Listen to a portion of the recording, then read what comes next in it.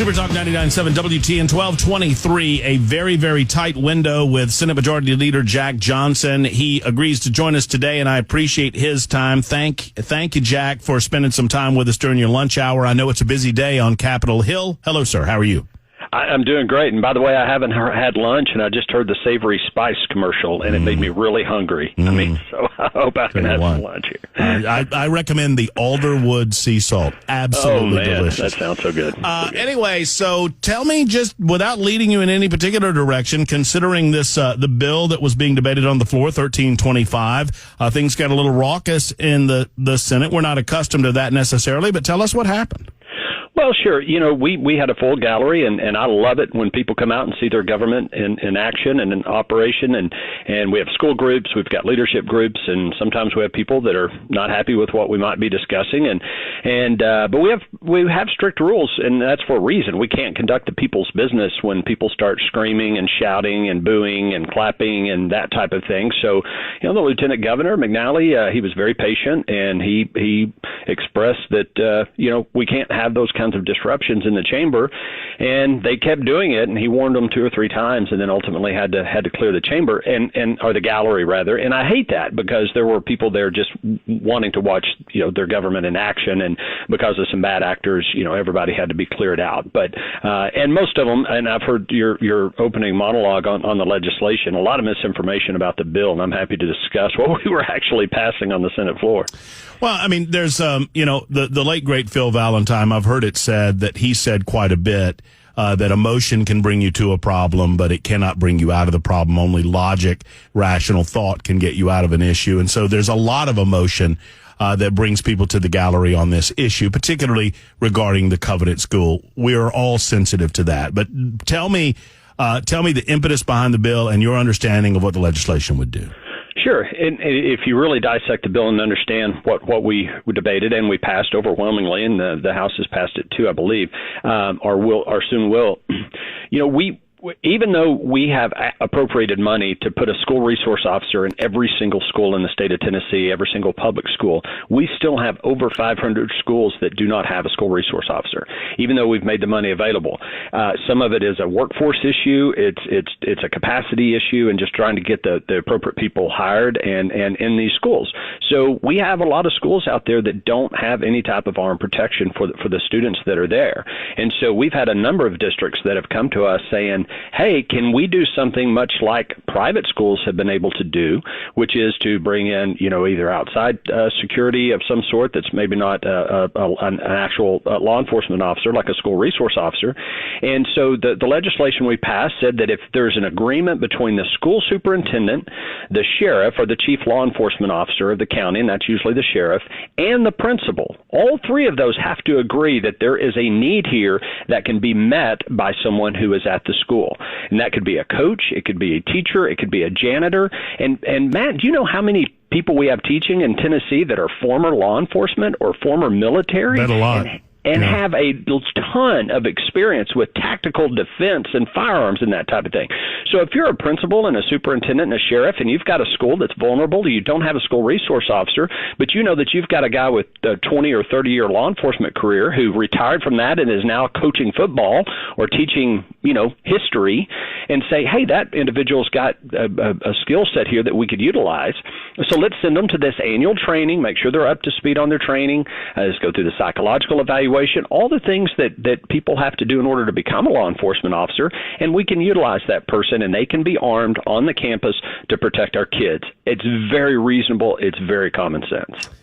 Well, it certainly makes sense to me. What were the objections to the legislation? I think it passed, 25-5? I would imagine the Democrats and the Senate voted against it.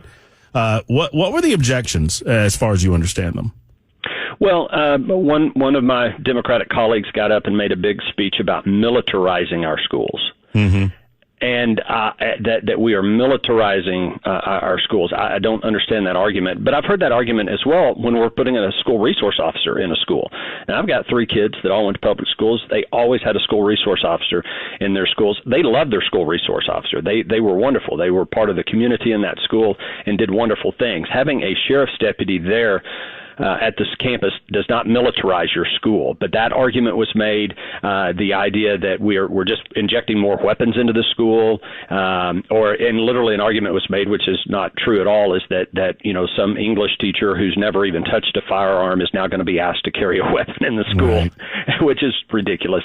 And by the way, I said the superintendent, the sheriff, and the principal all have to agree. And then it is permissive on the individual who chooses to do it, that individual who says, hey, I'm willing to do this. I'm willing to go through the training. I'm willing to do the psychological evaluation and the background check and the fingerprinting and all that. I'm willing to do that in order to protect our school. Obviously, it's permissive on any teacher or faculty member who might want to do it. And I don't want to speak for all these folks, and obviously this touches on the emotion of the moment. I know that many people in the gallery are very emotional on this issue because they were connected to the Covenant School tragedy that happened just over a year ago. At the same time, it feels like there are some in this conversation that either want you to do what they want you to do or nothing.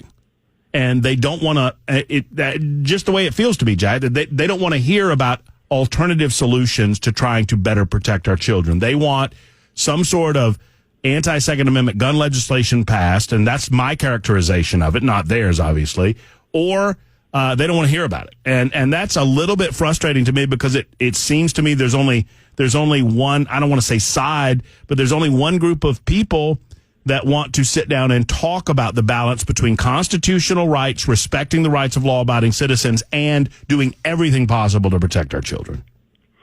Well, I couldn't agree with you more. And when you look at what we've done, even before the tragedy at Covenant, and it was a horrible circumstance, what we were working on the year or two prior to that in terms of school safety and making our schools safer. And we've had lengthy conversations about mental health and getting treatment for people that are in a mental health crisis who might be capable of committing some type of violence. We have done a lot.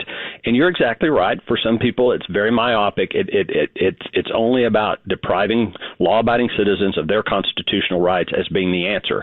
I don't agree with that. I'll happy to have a respectful conversation with anyone who believes that, and we can agree to disagree. But you hit the nail on the head. There are some people. It's all about depriving law-abiding citizens of their constitutional rights to make our community safer. I don't see that. I think there are a lot of things we can do, and we are doing, and we are committed to keeping our schools and our kids and our communities safe. I know you have to boogie. I know it's a really busy day. Thank you for spending a little bit of time on this particular issue. Obviously, plenty more that we could talk about, but I've allotted my time. So we'll talk to you again about education, scholarships, and so much more that's going on in the Tennessee Senate at a future time. But thank you for spending some time with us, Jack. You got it, Matt. Have a great day. Right. Thank you. Take care. There's Jack Johnson, Senate Majority Leader, giving us a rundown as to what exactly went down in the Senate gallery. Look, there are rules of decorum. You don't get to act out. It seems to me that some individuals that descend upon the gallery think they get to act any way they want, especially those that, God bless you, have been individually touched by some of these issues.